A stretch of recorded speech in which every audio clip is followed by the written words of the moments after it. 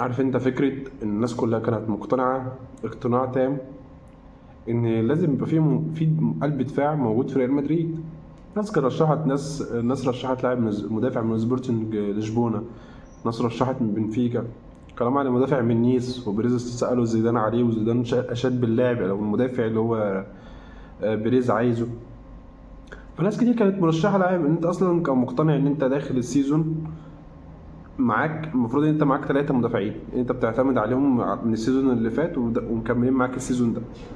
فانت 2 من ال3 دولت سقطوا منك. سقطوا واحد اصابه، واحد في اول الموسم او بعد ماتشين في اول الموسم رباط صليبي، والتاني لحقه. وانا مقتنع اقتناع تام ان قلبين الدفاع اللي اتصابوا دولت مش هم دولت اللي يشيلوا يا جماعه حجم نادي زي ريال مدريد. مقتنع اقتناع تام بالفكره دي كلها. الا ان احنا قلنا ماشي هنكمل والدنيا هتبقى تمام وزي الفل. دخلنا بعد كده ليه؟ لان انشيلوتي مجدد. قلنا حلو، كده كده هو اكتر واحد يعرف يتصرف باللعيبه اللي معاه دي كلها، واكتر واحد ينبي المواهب. بس في فكره ساعتها انا ما طرحتهاش، هل في سوء النتائج السلبيه او هل بعد اخفاقات ممكن يحصل اخفاقات لا قدر الله في الفريق، آه مصير انشيلوتي هيبقى ايه؟ فهي دي علامه الاستفهام اللي هم سابوها كبيريز وكانشيلوتي عليهم. المهم دلوقتي انك لازم تنزل تشترك في القناه، وما تنساش تفعل زر الجرس، ولا اوعى تنسى انك تضغط على اللايك. ويلا بينا نخش في الموضوع على طول. نخش في الموضوع. بص يا باشا. امبارح بيريز في المؤتمر الصحفي قبل ماتش النهارده ان شاء الله قال لك احنا مش هنتعاقد مع لاعبين في يناير.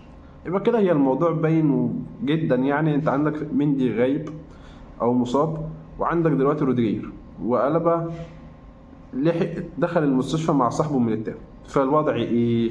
ايوان بالظبط كده اهو. هنلعب تشاومين اللي هو في نص الملعب، نجيبه نلعبه جنب روديجير.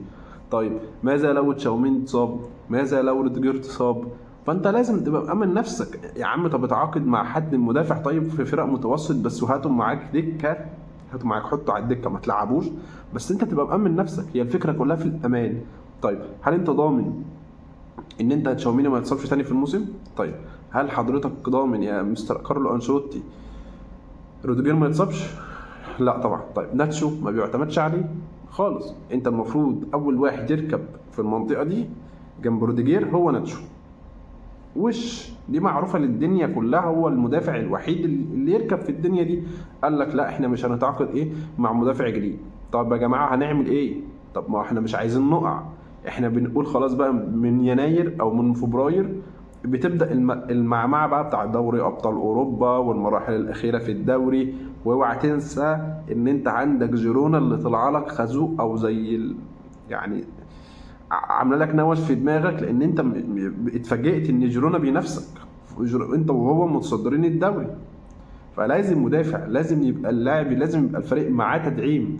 يا عم ده احنا شفنا اخبار بتقول ان فاران جاي 6 شهور.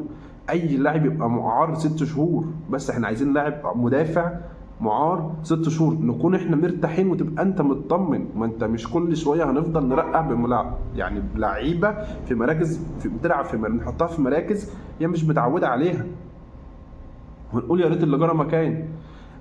الا اذا الاخبار اللي طلعت صح ان ميليتاو على اخر شهر مارس هيبقى موجود، فدي ممكن يا عم نقول ماشي. بس برضو مش هتبقى مطمنه ليك انت كمدير فني، ولا مطمنه كجمهور خالص خالص، بمعنى كلمه خالص.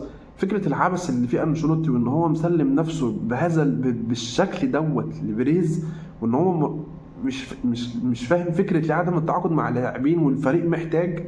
انا لحد دلوقتي مش قادر افهمها. طيب هل انت كانشيلوتي عايز تضمن، يعني عايز تبقى ضامن وظيفتك في النادي او كمدرب، بس في نفس الوقت انت ما تطلبش بقدر المستطاع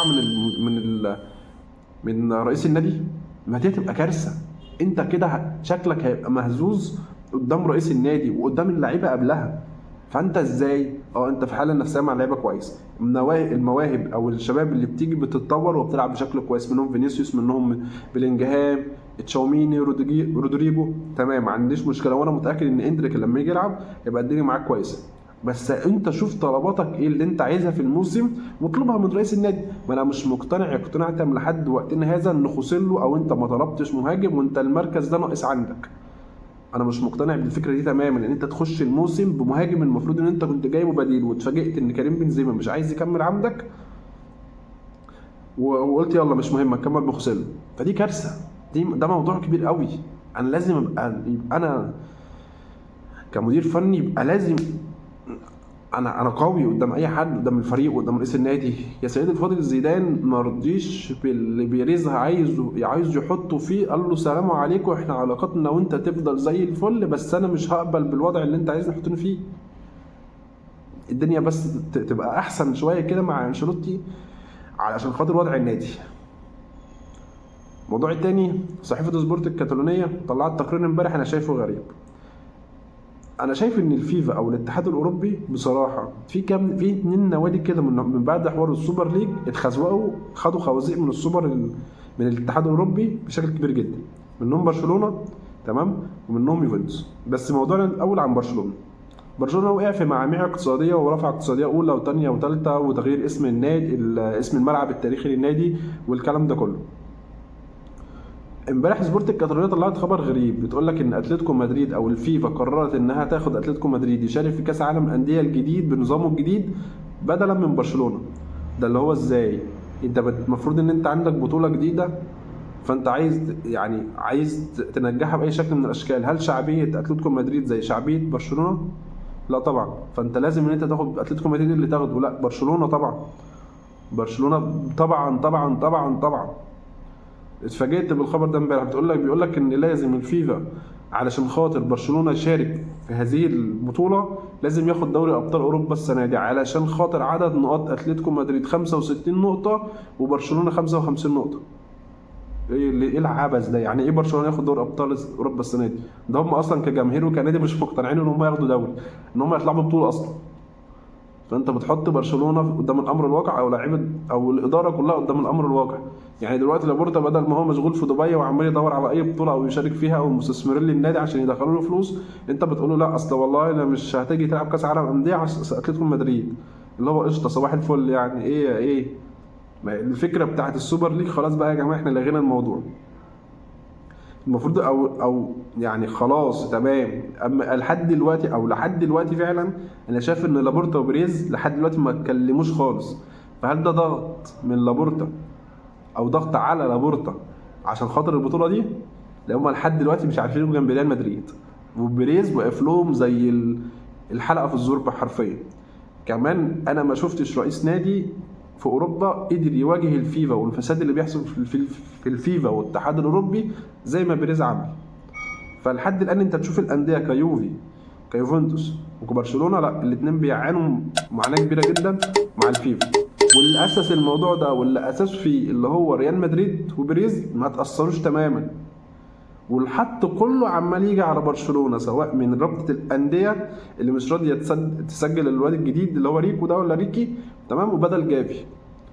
وامبارح صحيفه سبورت قالت الخبر الجديد اللي الفيفا مش راضي يعتمد برشلونه وعايز ياخد اتلتيكو مدريد. بالمناسبه اتلتيكو مدريد كان رافض البطوله دي او طلع يعني اعترض كده عليها وسحب نفسه كده منها بالراحه، فهو دلوقتي المحبب عند الفيفا مكان برشلونه. ليه؟ لان برشلونه مكمل في الموضوع، ولحد دلوقتي هم ما اعلنوش اي حاجه ان هم هينسحبوا من البطوله ولا اي حاجه. ده هم الاثنين سواء بريز وسواء لابورتا الاثنين لحد دلوقتي ما يعني سكتم بكتم.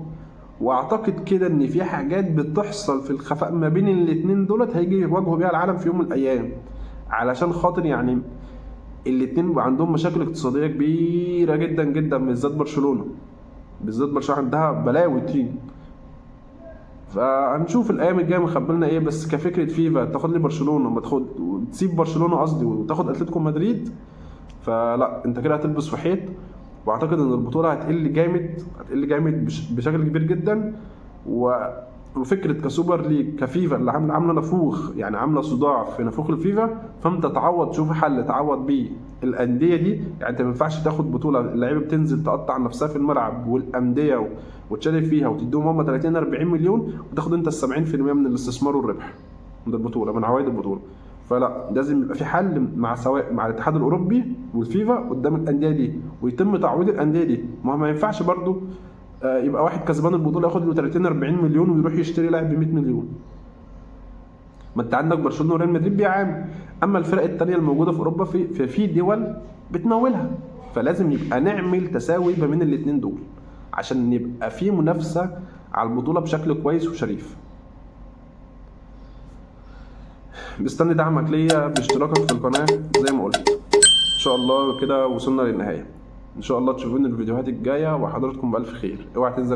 اوعى تنسى انك تشترك في القناه، وبعد ما تشترك ما تنساش تضغط على اللايك. مفيش اي حاجه تتقال تاني غير سلام.